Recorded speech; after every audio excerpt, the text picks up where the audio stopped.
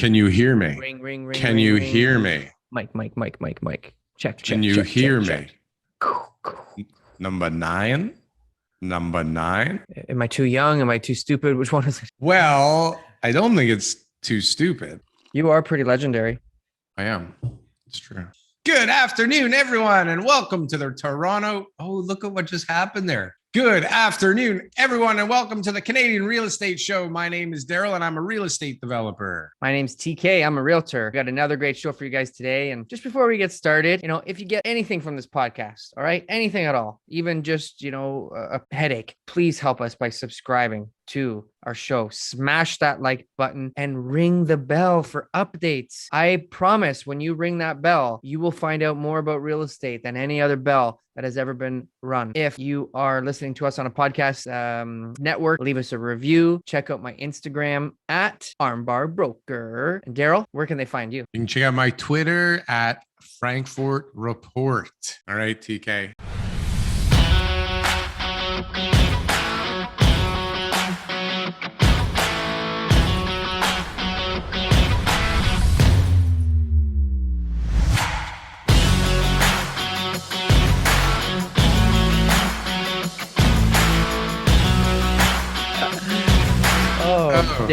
Daryl, where did we find each other? I have no idea. If people only knew. My goodness. It would explain a lot. That's for damn sure. It definitely would. What basement did we stroll into, right? Oh my God. Well, it's another Sunday. Beautiful Sunday. Yeah. Another Sunday. My mom's birthday. A couple of days ago was my daughter's birthday. Frankfurt. Happy birthday, Yes. Ms. Frankfurt.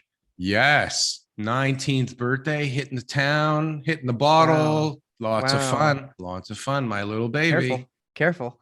You never know. She doesn't have to, use that fake ID anymore. If she did, No more. maybe she didn't. I don't know.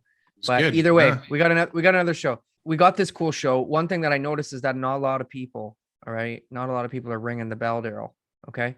So if you're watching, subscribe. A lot of If you subs. like the content, like the video, comment in the comment section, ring the bell. We are going to reveal the bell. special information for anybody who rings that bell every single week. So right now, just take your finger, move it over to wherever your little bell is, and ring that bell. This was rated the #1 Canadian real estate show, titled The Canadian Real Estate Show in all of Canada. Well, that's why you're so informed. That is why you're so informed and such a great realtor. How about? I got a lot of time on my hands now to do so because sales are down, Darryl. Sales are down. Sales are down. I got a lot of time on my hands. The market I don't need is to be out there crashing selling everywhere. houses anymore. Yeah, I'm just gonna probably take up like pottery or something like that. How are you gonna make money in the next couple of years? Well, it's definitely not my Bitcoin. I can tell you that much, right? It's definitely not any of those other investments that have been wheeling and dealing since this pandemic started. But what I can tell you, I sold my Shiba Inu. Yeah, sold it all. You got out billions. I can definitely tell you this. A close one. There's still a good, strong seller's market. You can still sell your property. If you want to sell and you are motivated to sell, you can sell. But if you're going to say to yourself, I'm only going to sell if I can get as much as Jim or more than Jim got for his house, my neighbor, then I got some bad news for you. You have some reality. Unless Jim sold in 2013, you're not going to get more than Jim, right? If he sold in Are we March going back or that February, far? No, I'm exaggerating. But if Jim sold his house in January, February, or March, there's a good chance that you may not be able to hit that number again, right? Especially if Jim listed it for $699 and sold it for $1 million. So here's my little anecdotal evidence this week. So Curtis, it was a townhouse guy, called me up. I had to go see him yesterday, and it was like, interior unit, 3 bedrooms, 2.5 baths, single car garage, unfinished basement, cookie cutter properties. They're about 5 years old. They're all the same, unless you're an end unit. You don't have anything special, or you finished your basement. That's it. Everything else is just very builder, very normal. So one guy listed for $699, January 31st, sold for, drum roll, Darryl, Curtis townhouse, $1 million. Where the fuck is Curtis again? Yeah, it's far. It's past Oshawa, the next municipality. It's part of Clarington. It's east of East of Oshawa. Oshawa? Yes. Is that Okay. still Canada? It's part of Canada. All Okay. right. They may speak French out there, but either way, it's Canadian. Now, in $1 Curtis, million for a these- townhouse? for a townhouse, January 31st, 2022. Another townhouse was listed for $699 in the beginning of April. What do you think happened? 948. They did not get any offers that were sufficient for their expectations, and they've relisted it at $899, $100,000 less about a week and a half ago. Offers anytime. Okay.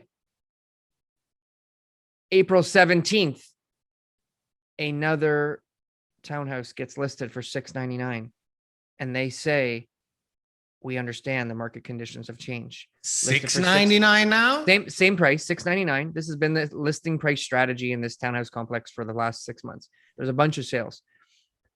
Sold price $806,000, April 17th, 2022. So Didn't you say 20%. $899 before? that was Can we another rewind townhouse. this? Can we That was rewind another this? townhouse. That guy's still sitting there at $899. So how many townhouses did we just discuss? Three? 3. One sold Okay. for $1 million. One's listed at $899, not moving. Not Can't get that moving. price that they want. The other guy said, $699. I'll take the market. What's going on? What's the best I can get? Listed at $699, sold for $806. I would 806,000. love to know what their All like interior situations units, were. Not All not 3 even bedrooms, not all the 3 housing. 2.5 baths, single no, car but like garage, the people, unfinished the basements. people. Did somebody like buy a house and had to get into the new house and couldn't afford to carry 2 houses? Did somebody say like, I don't need to sell this thing. I don't give a shit. If I don't get my $1 million, I'm not selling because It's I don't got possible. nowhere to go. If you're And listing just to get the money, you're probably not going to take 200. the other guy's like, what the fuck do we care? This shit is from all the cocaine we've been selling overseas. Like, just sell it for anything. Well, here, I hope he's got a lot of cash, because if he's going to go to the bank now, because he's maybe closing soon. I didn't look at the Where was closing that date. guy Maybe he's from? closed already. Where where is he going to get the shortfall in appraisal? Because the bank now will look at that and say, whoa, another one just went for 800. We're going to appraise it at 800. 800. You got to cover the 200K shortfall. So now it's a matter Is of not does it is close? are people not going to the appraisers and going like, so 3 weeks ago this thing was $1 million, right? Yeah. What happened, buddy? What are you happening, 'cause doing? The appraiser has to stand by his How much did you buy it evaluation. for? Yeah, case it that gets called to sounds court. about right. Yeah, that's Yeah. $1 million you paid. Yeah, I think this thing's worth like $1,005,000. No, And not you a guys chance. got a good deal. Now we got a guest today, Darryl. Well, it's We been a got- couple of weeks. We got stuff to discuss. We do. We have We got a stuff to guest. discuss. Let's bring him in. Want to bring him in? Absolutely. That's probably the smartest next move to make here. All right. Drum roll, drum roll. Did that work? Did that work? Joining. I did it, TK. I did it. There he is. Welcome, Hey. welcome. Hello. Quentin, how are you? Hey, good. How about yourself? Good, good. We're glad to catch you today. Everything's going smoothly so far. So welcome. How's your Sunday going? Awesome. Yeah, Just getting good. started. Just getting started. That's good. That's okay. So you got to start somewhere. Unfortunately, it's with us, but maybe it'll get better from here. Not the best way to start the day, unfortunately. Oh, no. Come on, guys. You guys are good. Anyways, if we're talking about real estate, it's a good start to the day. That's so. right. Good start That'll to the get your day. I like it. juices flowing, won't it? Hopefully we'll Especially hit that these subject. days. Hopefully we'll Right. hit that subject. I want to introduce you a little bit here, Quentin. Yes. So I met Quentin, this would have been maybe 10 years ago at the Durham Real Estate Investment Network Group. Okay. So Quentin has been actively in the real estate investment circles for many, many years. He's got a group that he runs. He's got a podcast. He runs his real estate business, obviously. Here's a little website there. Thank you, Darryl. And by far, wealth of knowledge author, very successful author. He's got some great books that we'll post links to so that people can educate themselves. And really just somebody passionate about educating people and getting people information about real estate investment. And you're the kind of guy we want to talk to, Quentin. So thanks for joining us. Oh, thank you.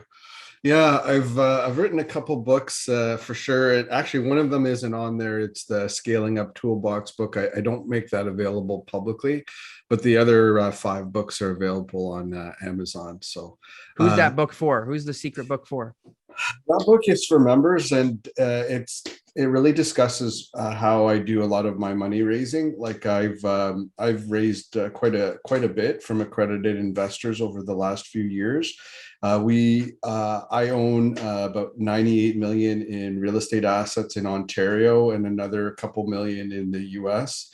Would you say 98 million? Yeah, that's right. That's it? He's going to get to 100 soon. What have you been doing with your life?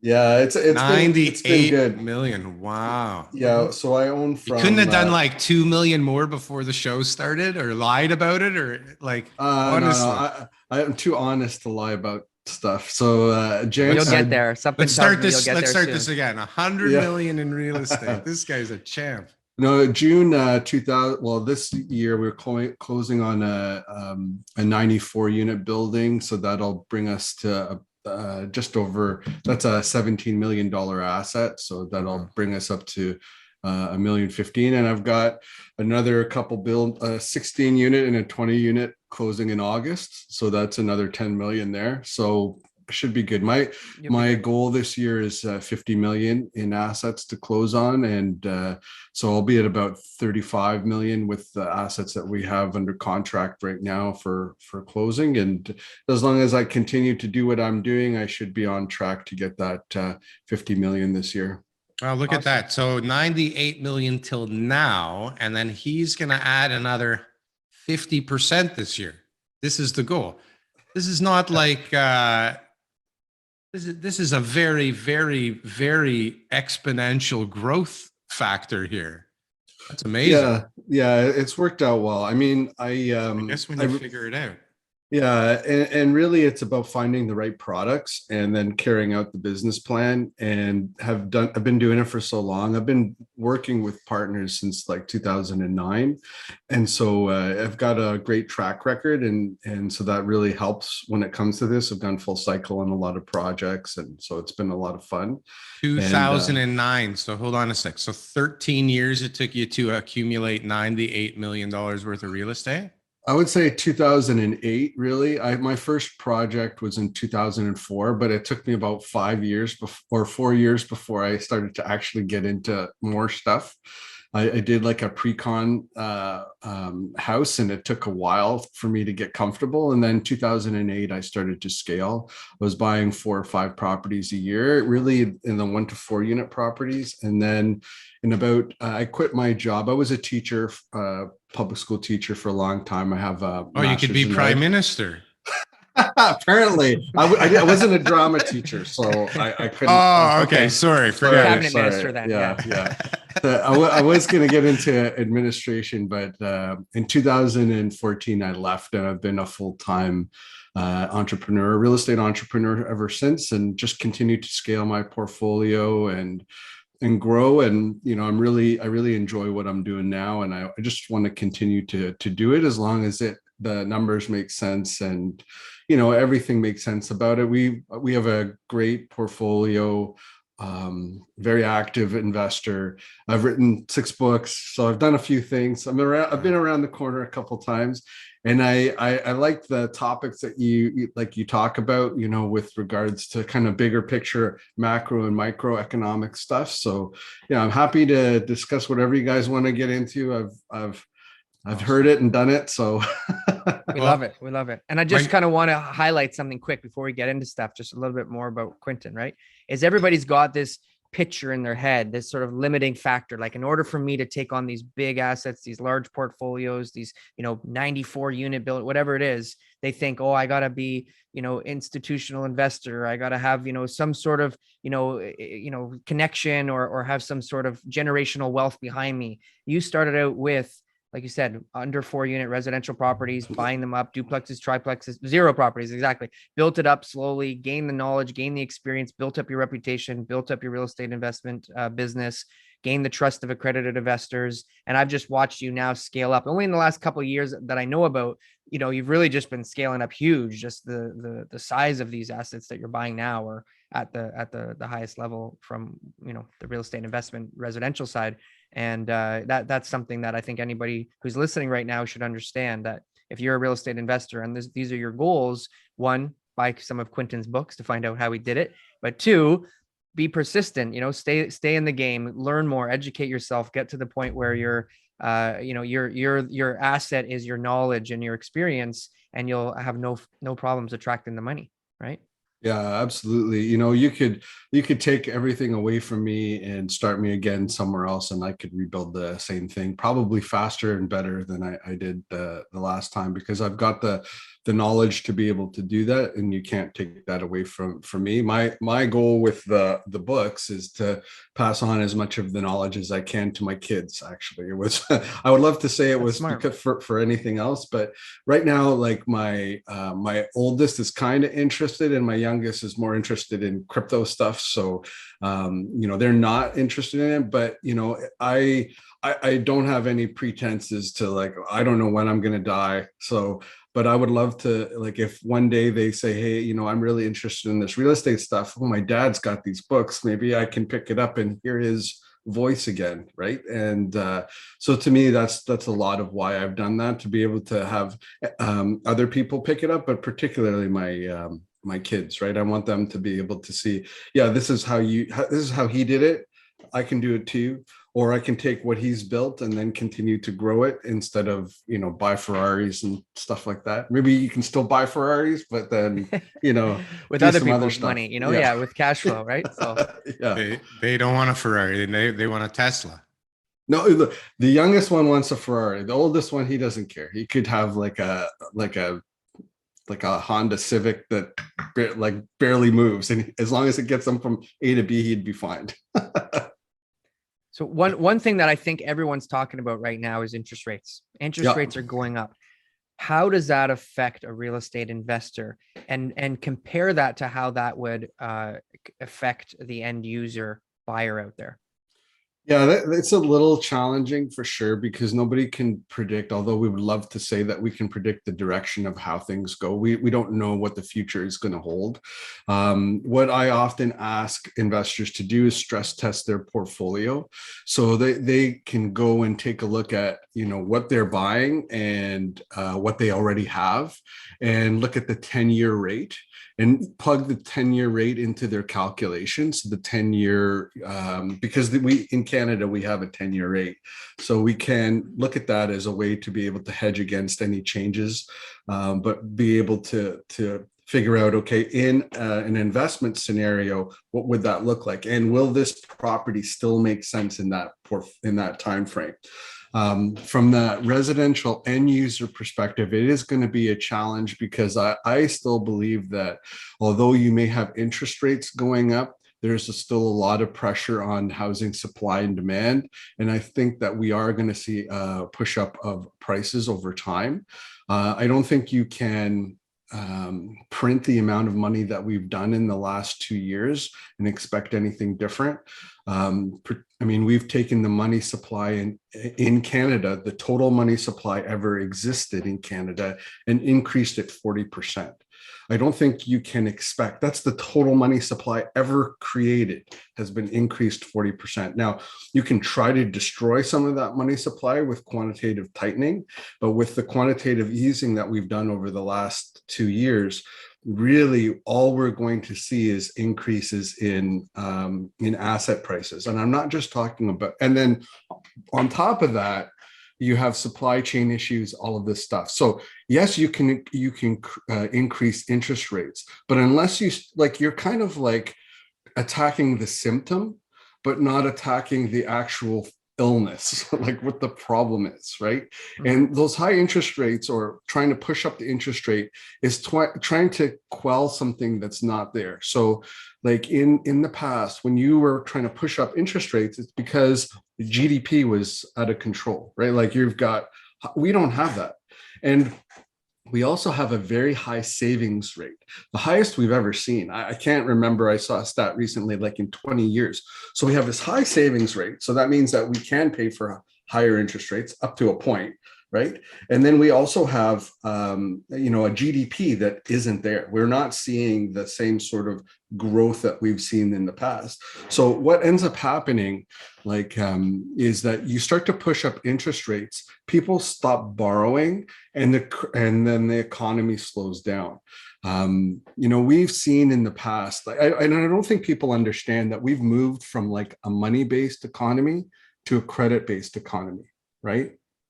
And when money-based economy was like, you know, you have money in the bank, savings, and the more savings you have, then you know, because of you know, you put money in the bank, and because the money is now in the bank, they can lend more money. That's not how it works anymore. We don't even have fractional reserve lending anymore in the same way as that we had.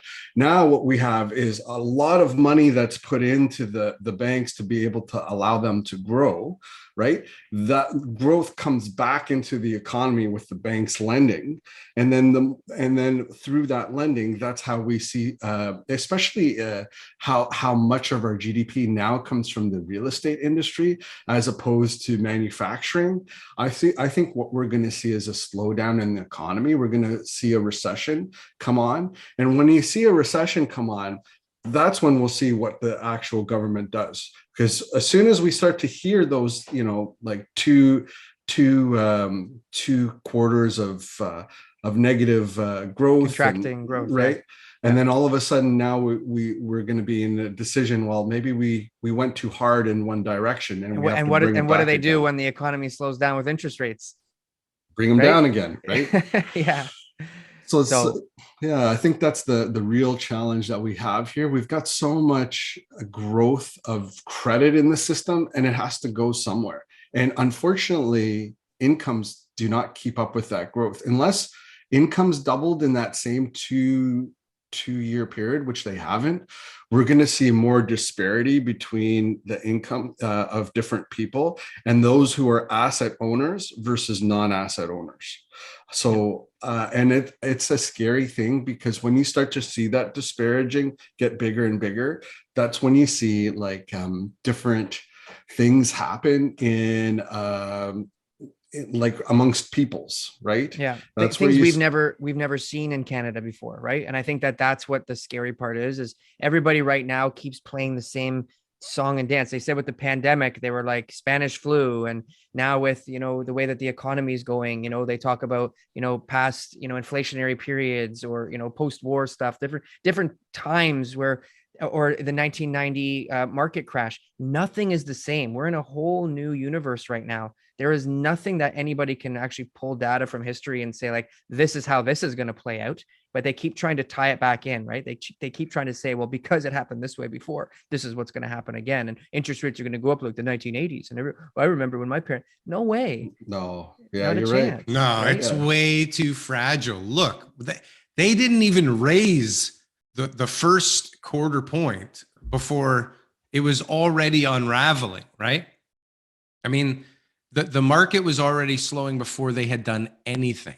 But I think nowadays, we were talking about it last week or the week before, but it's us and people like us and everybody out there, 70,000 agents and all the investors and everybody talking about this all the time, that makes for like quicker corrections. But I think in both directions, right? So I mean, the sentiment had already changed before interest rates were coming into play. And now they're not attacking the pricing in the real estate market. They are maybe visually, or they're putting it that way so that they can gain votes. But right now it's like, you can't stop inflation with a half a point or a quarter point or a point even right now. Wheat prices, food prices, gas prices, prices of everything. Like what are they saying right now? 6.6% inflation rate, CPI rate.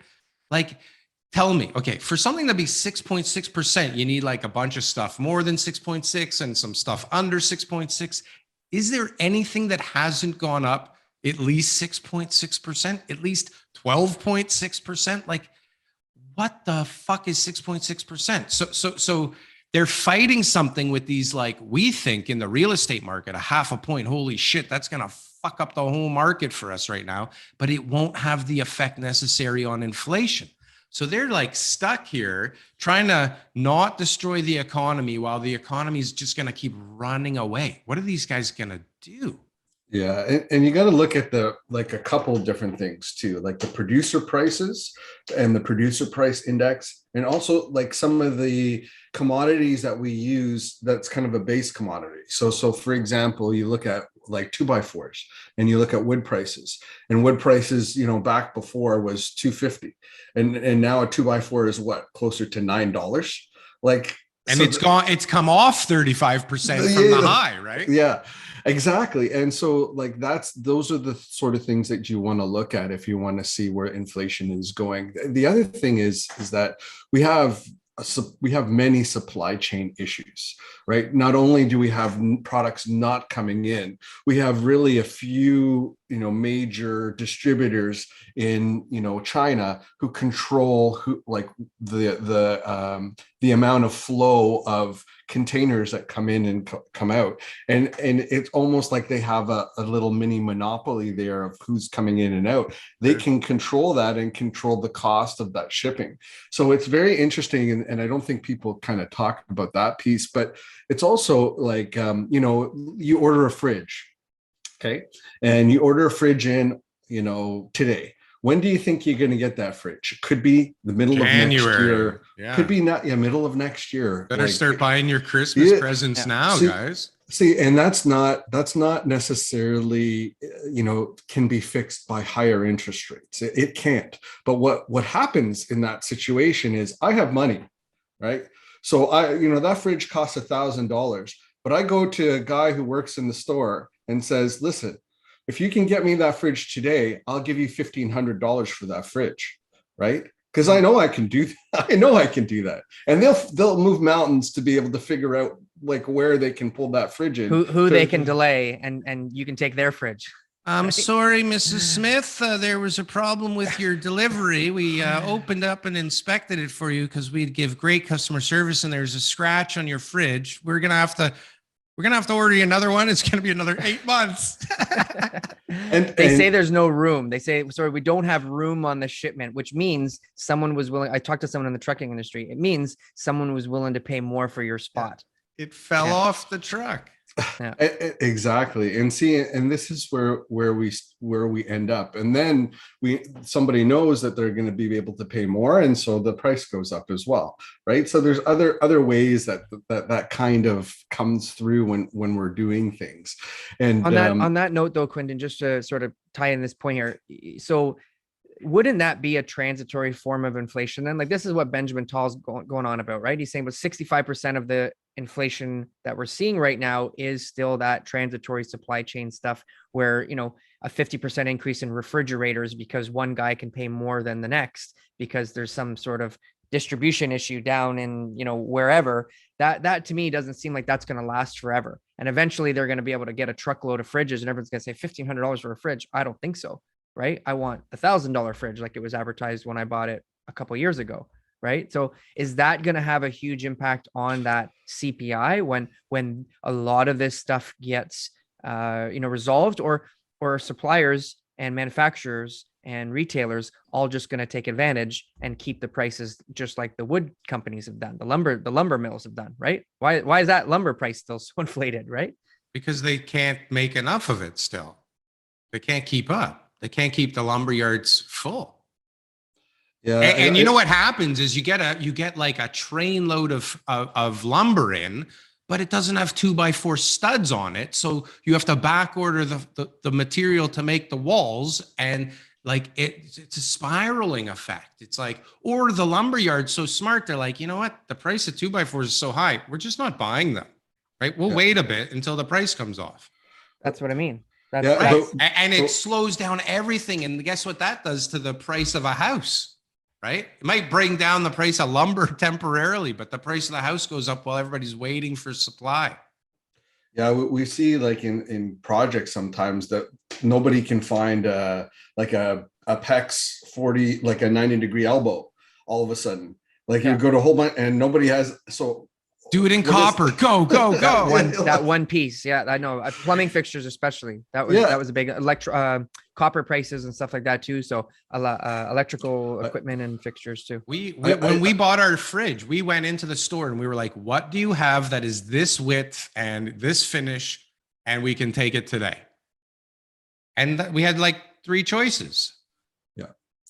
Yeah, it's kind of crazy. And Most people go in, they want this particular fridge. They've been dreaming about this particular fridge. And honey, I've been waiting for this fridge. You promised me I was going to get this Sub-Zero fridge, blah, blah, blah, blah, blah.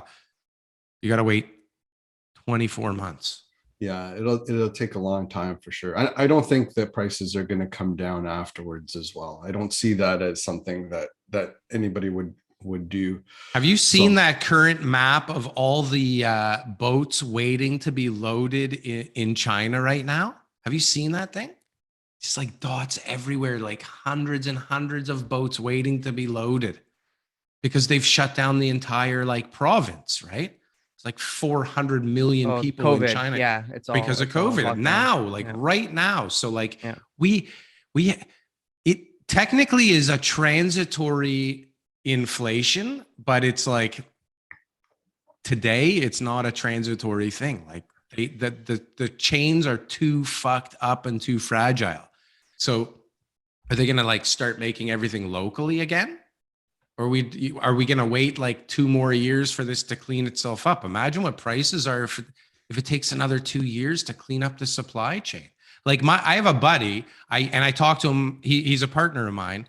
And I call him every week and I'm like, well, how's your supply chain? He goes, I have a year's worth of inventory here. I need another warehouse. He goes, we're bursting at the seams because I brought in everything I could from China now because I don't think I'm going to be able to get it again. And I don't want to deal with this again. So warehousing prices are through the roof because I think everybody did that. Right. So what happens when everybody's like overstocked all of a sudden and they need to get this shit out of the warehouse?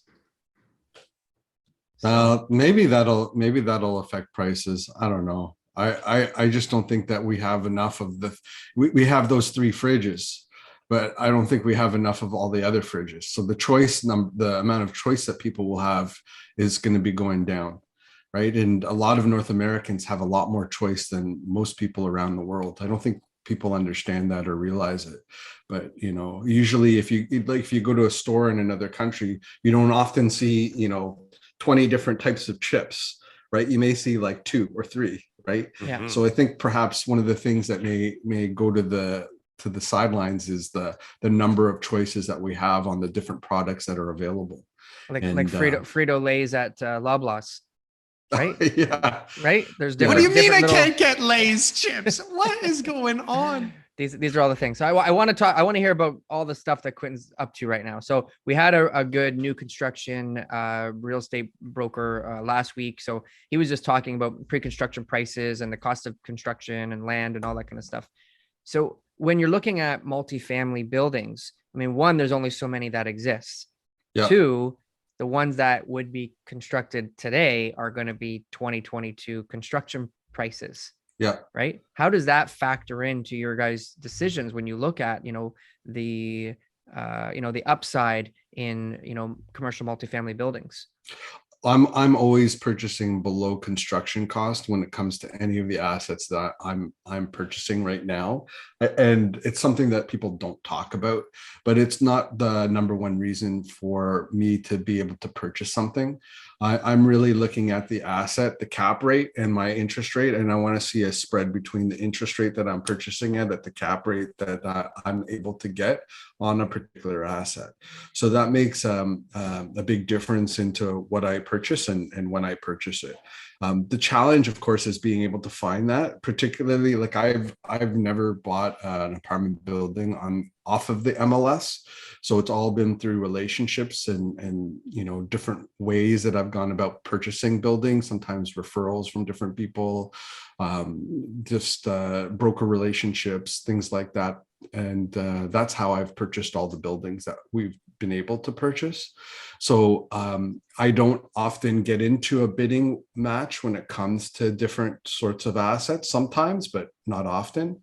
And it makes a difference for us when we're moving forward to ensure that the numbers make sense on the building. So I'm looking for an asset that makes sense from purchase and that we can carry out the business plan on. So Is we wanna Toronto see- ever going to have a No, building? I that's haven't gonna bought meet- anything. No, I haven't Right? bought a building in Toronto, and I have no plans on doing it. Now, it's You not to say that focus it's on, What are their strategies? What are these guys' strategies? Like, what is, the big players there who will remain nameless? What are they doing in Toronto? What is their exit They're strategy? they're probably betting on appreciation, looking at cap rate compression as a component of that. I don't know how you can get a sub 2 cap rate up to or lower than sub 2, but this is what they're looking at. They're putting more money into the project or looking to do some sort of value add creation, like a build component to it, higher density land assembly, and then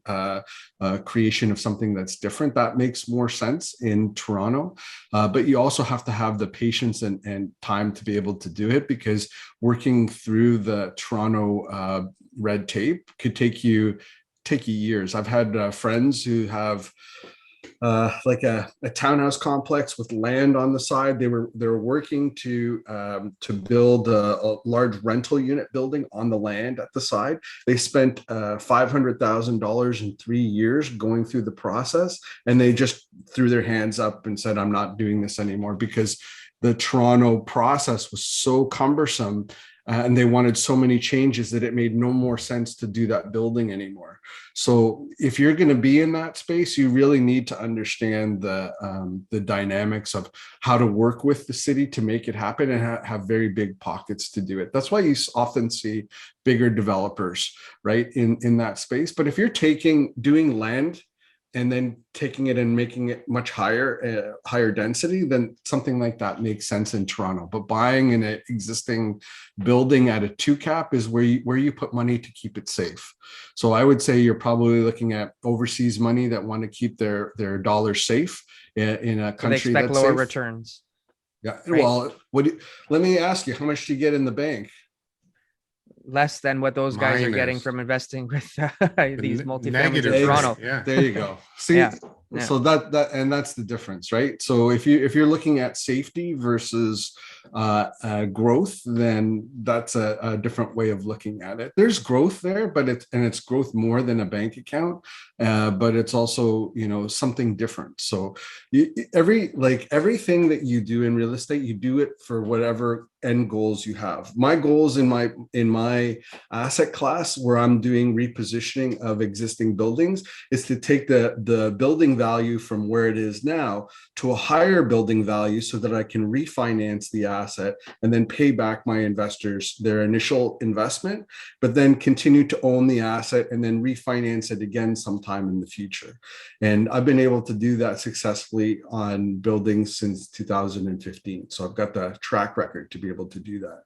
What's that you- partnership? What's that partnership agreement? Just sort of high level, the partnership agreement that you would have with investors or other partners. Yeah, so there's a couple of different structures that you would use. I typically will just have a separate corporation that owns the asset, and then we would have a shareholders agreement or a joint venture agreement that sits behind the corporate agreement, or sorry, the corporation, and that they would own the asset directly with shares into the building. You could also do an LPGP kind of structure, where you would have the shares of the building are owned by the LPs who bring the funds to the project, and the GP controls the business plan to ensure that it's carried forward. So it just depends on what you're doing and the structures that makes the most sense for the asset. If you have a small building, you're probably going to want to do like a corporate structure rather than an LPGP. But if you're dealing with like a high net worth individual outside of an accredited investor, you may have a high net worth individual that wants an LPGP versus that corporate structure, then you would do something differently. But it really depends on the asset class, right? And then what your business plan is and how long it's going to take you to implement, right? So, but your investors are owning the asset long term, unless they want to sell their shares. Yeah, but the plan is not to have them exit. Sell in 3 years or exit. No. Okay. I don't, what I do is I talk to people before they even get involved with me. I'll usually take like a 15-minute call with them. And I'm not about this, like try to get as many people as possible. I'm trying to find the right person who has the same mindset as me. Right. And that are into it for the long term. If you want quick money, like to flip projects and, make money in 6 months or whatever the promise is, it's not me. You're fine. It's not going to be me. But if you're looking for a good long-term relationship, with a business plan, that's going to be somebody that I'm going to work with. And they stay in the projects. Like why would I get rid of my golden goose? Like, why would I sell my properties? Like I would rather hold on to those buildings, and the people that own it kind of have like a coupon that keeps paying them. And then we refinance again in a couple of years and they get a bigger amount that comes to them, and they've already got all their funds out. Right. And so that's typically how I work. I give you an example. Like Sure. I just did one last month. So I bought this 12-unit building in Oshawa with a partner. We bought it for 1.75 million. I had a VTB of 1.3 million. And we got it reappraised this year, and it was reappraised. So the new value was 2.65 million, and then we got a mortgage of 1.83 million. So that means that my partner got back his $500,000. Right? He continues to own 50% of the building. And now he can go, and what he actually did was invested those funds into 2 other projects that I closed on as well. So he reinvested it, and now he still owns 50% of it. He still gets the cash flow from that asset. We'll continue to implement our business plan of turning over units, and then we'll refinance that property again, let's say in 3 years, at let's say 4 million. So then, 4 million will bring our mortgage up to, let's say, let's say 3 million. And then we'll split the 1.3 million or whatever the spread is there, 50-50, right? So hold on, what's the cash flow on that thing? So I think that you have to be careful when you're looking at apartment buildings. I think people look at them wrong. So they look at it like the cash flow is something that you're going to be able to spend in a month. I maybe make like, let's say $1,000 a month off of that type of a building from a cash flow perspective, but that's not why I'm buying it. I'm buying it because in year 3, I'm going to refinance it and pull out. So what are you doing? What are you doing between closing and year 3 that forces all that appreciation? So we're turning over units. So we'll take some of the units, and this is a problem that's been created by rent control, right? So rent control has caused this problem, but it's the solution that I'm providing is that when we're turning over units or paying out units to turn over, we're able to raise the rent from, let's say, $1,000 a month to $700 a month. So that means that $700 is going to affect the value of a building. Okay, so if we do it like from a calculation perspective, if I take an asset and I turn over 1 unit by $700 and I multiply that by 12, it's $8,400, and I divide it by the cap rate. So the cap rate in Oshawa from market cap rate is 3, but I would say that CMHC will use a 4. So I'll use a 4 cap rate. So that means that 1 unit will have increased the value of the building $210,000. Okay. So how many do I have to do in order to push my value up? Because remember, an apartment building's value is based on net operating income, not in comparison, like a comparative analysis, right? It's not about what the property sold across the street. Maybe when you're selling it, but not necessarily. It's really based on the net operating income. So I can continue to carry out my business plan, and then 3 years later do the same thing. I've refinanced the building 3 times and pulled out additional. So the way that I do it is that I'm looking at owning a number of buildings, and I have a ladder where I'm refinancing each year. So this year I'll refinance 3 or 4 buildings. Next year I'll refinance 3 or 4 buildings. And instead of the cash flow that you're thinking about, because you're thinking like, oh, does it make $500, $1,000, $2,000 a month? I'm thinking I'm going to pull out $300,000, $400,000 per building. Would you rather have $1,000 per month or $300,000, $400,000 per building? So I think that people have to be careful on how you look at an asset and what you're looking at it for. Yes, it has to cash flow because it's like a business.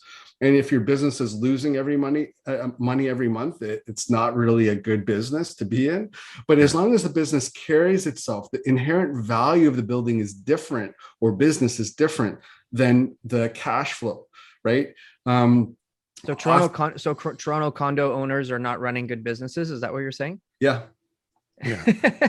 So how many times that's a hobby. It's not a business. So let's good. Don't worry. I'm with you. Let's be clear here. Yeah. That is not a business. That is a hobby. You can't own 10 of those and be okay, right? Because you're speculating on the future value of that asset. It's not a business. Okay. Mm-hmm. So and that's something that I feel kind of very strongly about, because I want to see people be able to grow. How many of those can you buy? Even if you earn $200,000 a year, how many of those can you buy before the bank says get lost, right? Yeah. Not many. But if you bought those that maybe had a debt coverage ratio of 1.1, carried itself, how many of those could you buy before the bank said no? Probably like 10 or 15 or even more, because those are little businesses that carry themselves, right? And that's the difference. These guys, although I appreciate what they're doing, I think they're getting sold something by somebody who has is kind of like looking at, like a casino. Like, how much money can this casino give me, right? It's a speculation of what the future value is, not the fact that it's a little business that makes sense to purchase. And the reason I brought that up is because I think that everybody treats the real estate asset classes the same. So they say, oh, the real estate market's affected. And, Sarah and Johnny are buying their, little townhouse in Pickering. And if the market goes up or down, they can be affected. And then, pre-construction condos are going to be affected because we won't be able to close. Now we got this assignment tax. The guy who's been buying resale condos over the last few years and his negative cash flow, he's going to be affected because, if the economy changes and he can't refinance or cash out, this is going to be a major issue. But to me, the safest place to invest money is commercial multifamily properties, because it really doesn't matter about what the market's doing. Like you said, with your net operating income, it depends on what type of income is being generated by those suites, who's managing it. Are these properties cash flowing or not? The market going up or down is irrelevant, right? And when you look at an economic situation, if the economy is bad, guess what everybody's doing? They're renting. Yeah, they need to rent. Rents are strong because now the housing prices are down. No one wants to buy. Everyone's like sheep. When the prices are low, no one wants to buy. Prices are high. Oh, it's a good time to buy, right? And my answer to that is compared to what, right? When you say when it's high, compared to what? To oil barrels, to gold bars. Yeah. Compared to what? To like cheesy bags? To yesterday. To what? Right? to yesterday. That's what they compared to. But that's the problem. I think that people are looking at it as if the dollar is maintaining its value from yesterday to today. And the dollar is actually going down in value, right? How much was a house in 1970? 75,000. 34,000. I wasn't alive. Right. Oh man, what are you saying? Hey, I'm just saying. I don't remember. So I don't remember. No. Right? So I don't have any experience in that. But I know. Compare that same house to today. Has $8 million? Yeah, it could. Like I can say that it's probably like between 34,000 and like 1.2 million. Has that house changed Is the bricks any different in that house? Is there anything different in that house that makes it 1.2 million? Sometimes you can buy that house and it looks the same as it did way back when. So I'll tell you what did happen during that time. The dollar actually went down in value. The house didn't go up in value. If you try to think about it differently, and most people will never do it, if you try to think about it differently, then you'll understand what's happening and what we did in the last 2 years and how significant that is going to be to what asset values will do over time. We injected 40% of the money supply in 2 years. There is no way you can tell me that the value of that property is going to be the same. Like from 19, you've got to remember, we've created more money supply than from 1970 to today in 2 years. Mm-hmm. That asset price from 1970 to, you already told me, or I told you, it went from 35,000 to 1.2 million. You tell me how that's going to stay the same. I can't do it if you look at it from the value of the money that we have. So I think that we have some real systemic challenges that people aren't addressing. And I think that we are, we've kind of pushed it to the side because we needed to, because of COVID. And now we're dealing with the repercussions, which will be being dealt with for a long time. And it's not just Canada that did this. This is what is different. Many countries did the same thing. So in unison, we're moving in the same direction. So I can't see anything but the direction going that way. Now, you can do whatever you want with interest rates. And I see, like, you could keep raising interest rates and it will not make, what you'll see is less and less people, just like during COVID, less and less people putting their property up for sale. Like that's what you will see. And then you'll see the same thing is lesser people competing against fewer properties, right? Because if you feel that you can't go and purchase the next property, you probably won't sell the property that you have if you're moving up. Right. Mm-hmm. Now, the pre-construction stuff is a little. What if you're worried that you can't afford your refinance when it comes due? There's going to be a mess of those, no? I would think so. In the near 3 years or 2 years, 4 years. Okay, so then what I would suggest to you is go back and look at interest rates for the last 50 years, and you tell me what direction they're going in. Well, go back and look at historical. It's a wedge. Okay, and the wedge goes down this way, right? It's a downward sloping wedge, and that is for the last 50 years. So even if we go up, what happens if there's a recession? Do you think they're going to boost interest rates again? Because remember, we're a credit-based economy, and when credit starts to slow, we're going to see a recession happen. We've already seen the yield curve invert slightly in March, right? And when we see that inversion, that's usually a precursor to a recession. Now, do I know when the recession is going to happen? Could be in 2023, could be I don't predict the future. I look at what I think is going to happen. And could that mean that interest rates go up? Yes. Could it mean it goes up higher this year? Yes. Maybe June, maybe September. But what happens when we move into a recession? Right? What we'll find is we're going to start to see a lot of different changes happen. And you know what? What is this? The house price? RBC's got a new report now where they've basically changed their outlook. Right? They're going to say, "Oh, hang on a second, guys. We're noticing some shifts here. Rates are higher. We don't want you to use the information we gave you 6 months ago against us, and we'll probably provide you new information in 3 months. But here's our information for today." But now they're saying, they know when prices are going to fall. It seems. Right, like CMHC maybe in 2020, right? Oh, that was beautiful. But this is the thing, right? So nobody can predict the future. Nobody. No, but we have all of these economists and we have all these models, and even what you just touched on, this inversion of the curve, and this is an environment that nobody can predict. Like, there is so many upwards pressures on pricing. It is crazy. And like, like you said, 40% of the money supply in 2 years. Like, this is unheard of territory here. While we have a world war and a pandemic still raging through, while we have the reserve currency being challenged by other countries at the moment, like, there's a lot of major shit going on right now that, like, first of all, most economists that make predictions are wrong at least 50% of the time.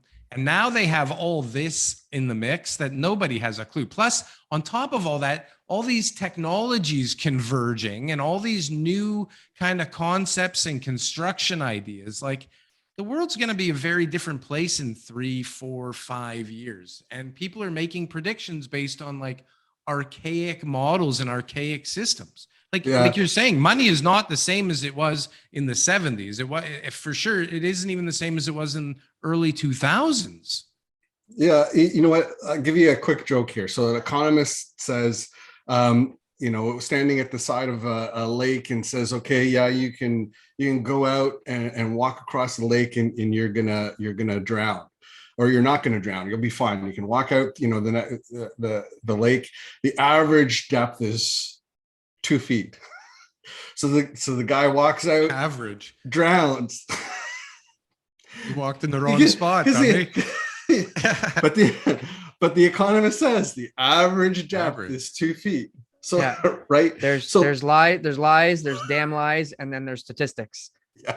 Right. So yeah, and I don't mean that to insult economists out there. I just think that it's important to understand, and I look at all the different signs, but I prepare for both sides, right? And if you're a deflationist, then hold on to your cash. Okay, if you feel that there's going to be deflation, then you should put as much money as you can in the bank, because that money is going to be worth more. Okay. That's what a deflationist believes. Yep. If you believe in inflation, you need to invest those dollars into assets. I don't care what they are. Go buy silver bars. Go buy watches. Go buy fancy cars. Go buy real estate. What about some sort of stagflation? What do you do in a stagflationary environment? Stagflation still means that we're going to have inflation, but no GDP growth. Right. Exactly. Right. Yeah. And so that means that those assets are still going up. So that means that you would still want to buy assets. Where you don't want to have assets is in a deflationary environment. So decide. Do you believe in deflation, or I believe in inflation? I believe that the value of the dollar is going to continue to go down. They're going to do what they've done for the last umpteen decades. And in order for me to benefit that, I want to own hard assets. And another thing that I want to own is debt, because the value of my debt is going down. And I have a lot of debt. Right. And so that you don't lose sleep over it. Not at all. Not at all. Because it pays for itself. Yeah. Yeah. Yeah. You stress test it. You've put everything into a spreadsheet to look at where you're at. And that's come over time too. I'm sure your mindset's changed over the last few years. We're coming to the end of the show, but I want to kind of give everybody a little bit more. Can't believe it. This is the first time in a long time, A, that I've been relatively quiet, and B, that I looked down and said, holy shit, we don't still have a lot of show to we can get Quentin back in the future. That's okay. What a great discussion. Thank you. So people who want to find you, so you've had a great success in your real estate investment career. It's still going, you're still growing, you're still finding some great deals in a market where many people say that can't be done. Where do people find you, Quentin? I mean, you can find me on Instagram. That's true. QManREI. My link tree is up there. If you go to QManREI on link tr.ee/QManREI, and you can connect with me there. That's probably the best way to find me. Or if you're interested in the podcast. The Give podcast, your podcast a shout out. We got lots of podcast listeners. Yeah. Get real wealthy. All right. I tried to press that. Oh, and don't forget the books. The books. Yeah, got lots of books available on Amazon. If you wanna, you're looking, you need a book.